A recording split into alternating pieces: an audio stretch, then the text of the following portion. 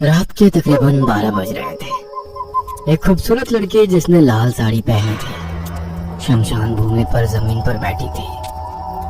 उसके ठीक सामने एक अघोरी बैठा था और दोनों के बीच कुंड में आग जल रही थी। नताशा, एक बार सोच लो, कर्ण पिशाच सिद्ध होने के बाद तुम्हारी हर ख्वाहिश तो पूरी कर देगा, लेकिन बाद में तुमको बहुत कष्ट झेलना पड़ सकता है। मेरे शराबी पति से तो अच्छा ही होगा जो हमेशा मुझसे पैसे मांगता रहता है। ठीक है, ये ले, इस झोले को पकड़। उसने नताशा को एक झोला दिया। इसमें क्या है बाबा? इस झोले में पीपल पेड़ के 381 पत्ते हैं। तुझे रात के 11 बजे से हर एक पत्ते पर कर्ण पिशाच प्राप्ति मंत्र पढ़ना है। एक एक पत्ते पर पढ़कर उसको झोले से बाहर जमीन पर निकालते रहना। इस तरह से तू 381 बार कर्ण पिशाच प्राप्ति मंत्र पढ़ लेगी।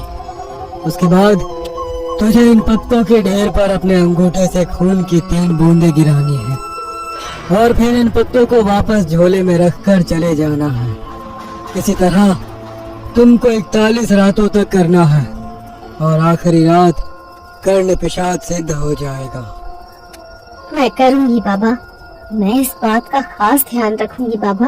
अगली रात ठीक 11 बजे नताशा काले कपड़े पहने हुए कुंड के सामने बैठी थी। उसके चारों ओर एक चक्र खींचा हुआ था। उसने तेज खुशबू वाला इत्र लगाया। उसके बाद उसने अपने झोले में से एक चाकू निकालकर जमीन पर रखा। फिर एक पीपल का पत्ता निकालकर उसको अपने दोनों हाथों में रखकर मंत्र पढ़ने लगी।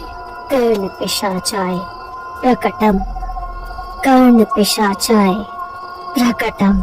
कुछ ही देर बाद एक भयानक पिशाच उसके पीछे आकर खड़ा हुआ और उसके कंधों पर हाथ रख दिया।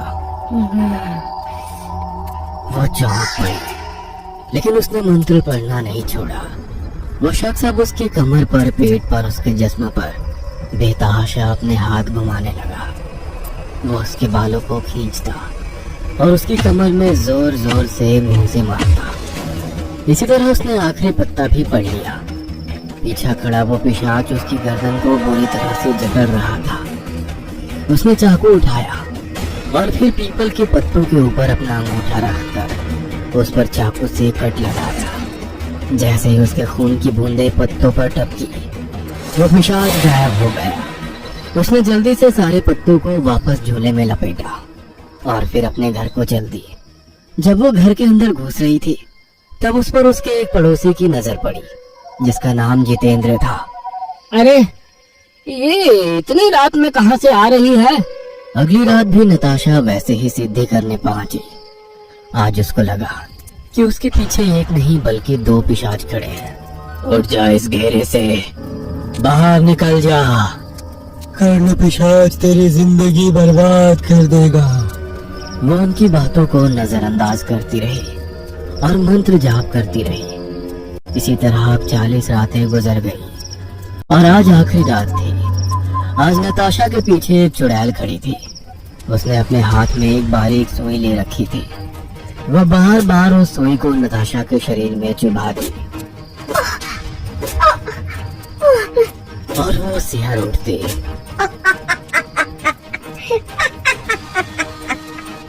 उसने दूसरे हाथ में एक मकड़ा ले रखा था और उस मकड़े से बार बार नताशा को कटवा रही थी, लेकिन नताशा वहीं बैठी रहती। उसने बड़ी मुश्किल से साधना पूरी की। तभी उसका पड़ोसी वहां आ पहुंचा, जिसको देखकर वो डर गई। तुम यहाँ क्या कर रहे हो? अब तुझे मेरी हर बात माननी पड़ेगी, वरना मैं तेरे पति को बता दूंगा कि तू यहाँ क्या क्या करती है। तभी उन पत्तों के अंदर से धुआं निकलने लगा।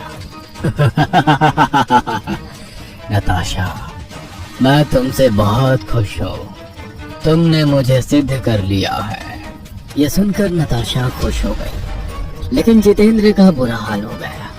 तभी धुआं खत्म हुआ और नताशा को एक गठीला नौजवान नजर आने लगा। ये तुम्हारे साथ कौन है? ये मेरा पड़ोसी है। मेरा पीछा करता करता यहाँ आ पहुँचा। इसकी ये मजाल। ऐसा कहकर कर्ण पिशाच ने जितेंद्र की गर्दन पकड़कर उसको उठाया और दूर फेंक दिया। मुझे पसंद नहीं कि सिद्धि के वक्त मेरे साधक के अलावा कोई मौजूद हो। क्या आप मेरी हर ख्वाहिश पूरी करेंगे? उसी के लिए तो मैं यहाँ आया हूँ। तुम मुझसे जो चाहोगी मैं ला कर दूंगा, और तुम मुझसे कोई भी बात पूछोगी मैं उसका जवाब तुम्हारे कान में तुमको दूंगा। लेकिन मेरी कुछ शर्तें हैं। आज से तुम मेरे अलावा किसी भी मर्द के करीब नहीं जा सकती। मैं केवल तुमको नजर आऊंगा और किसी को नहीं। हर रात 2 से 4 बजे का वक्त तुम मेरे साथ बिताओगी, जिसमें हम मांस खाएंगे और एक दूसरे के करीब आएंगे। मुझे मंजूर है। ठीक है, अब तुम घर जा सकती हो। कल शाम 6 बजे से सुबह 5 बजे तक मैं तुम्हारे साथ रहूंगा। ये सुनकर नताशा खुश हुई और घर चली गई। उसका पति नशे की हालत में बेड पर पड़ा था। वो चुपचाप जाकर उसके बराबर में लेट गई।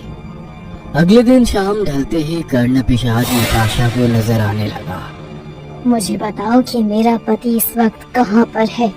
कर्ण पिशाच ने अपनी आंखें कुछ देर के लिए बंद की और फिर उसने कान में बोला, तुम्हारा पति इस वक्त उसके ऑफिस की मैनेजर शिखा के साथ गुलछर्रे उड़ा रहा है। यह सुनकर नताशा को बहुत बुरा लगा और उसने कर्ण पिशाच से कहा, मैं चाहती हूँ कि शिखा का सारा पैसा और जेवर मेरे पास आ जाए और वो बिल्कुल गरीब हो जाए। ये सुनते ही कर्ण पिशाच गायब हो गया। रात 11 बजे तक उसकी कोई खबर ना आई। शिखा अपने बेडरूम में थी। उसने कपड़े उतारे और नाइटी पहन ली। जैसे ही उसने खुद को आईने में देखा तो कर्ण पिशाच उसके पीछे खड़ा था। उसने एक झटके से उसको पलट कर देखा। कौन हो तुम?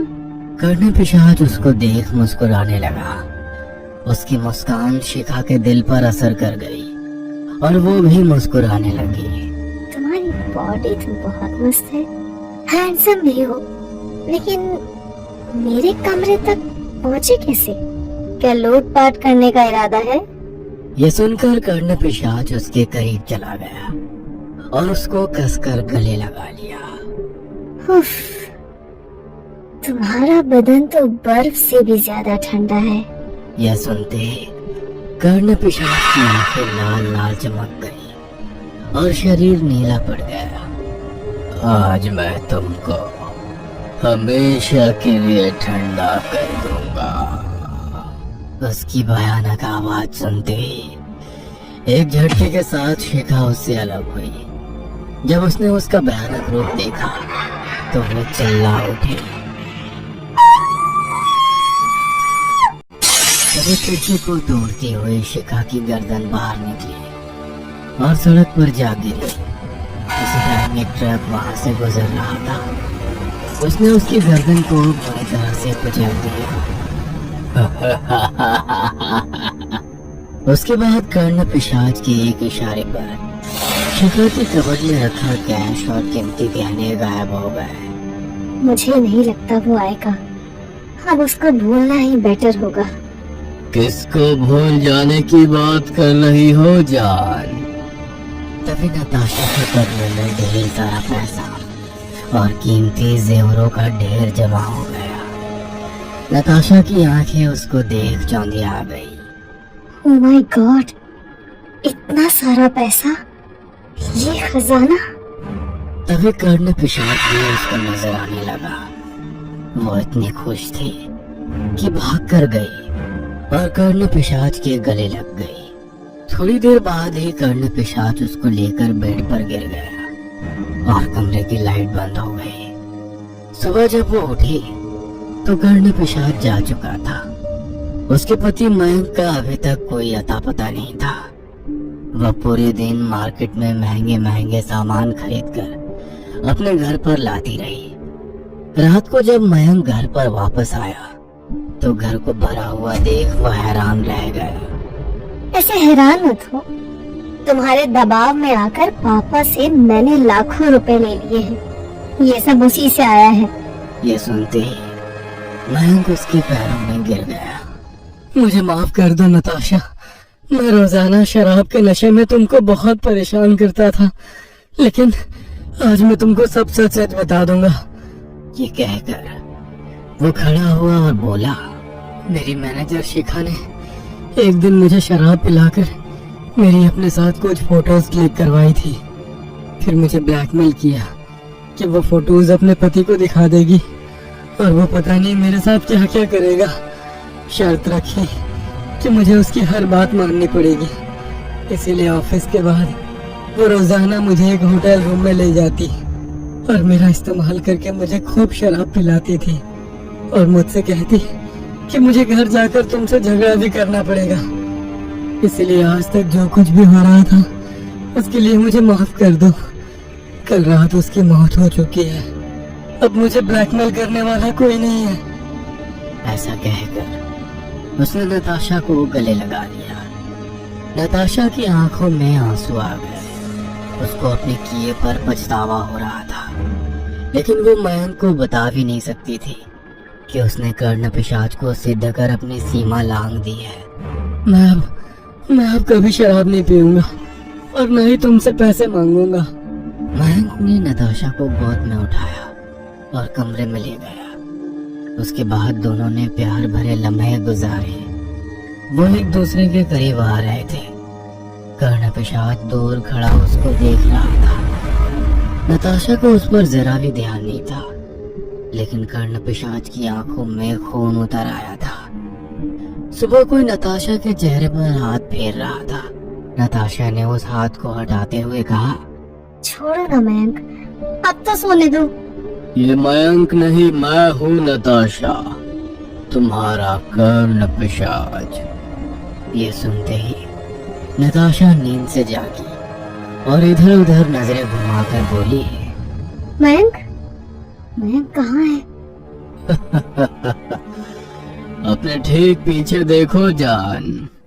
ये सुनकर नताशा ने झट से पीछे देखा तो सामने का मंजर देख उसके रोंगटे खड़े हो गए। दीवार के एक कोने पर मयंक का सर और दूसरे कोने पर उसका कटा हाथ लटका था। बीच में जो खिड़की थी उस पर बाकी का शरीर लटक रहा था और उससे रिस रिस कर खून निकल रहा था।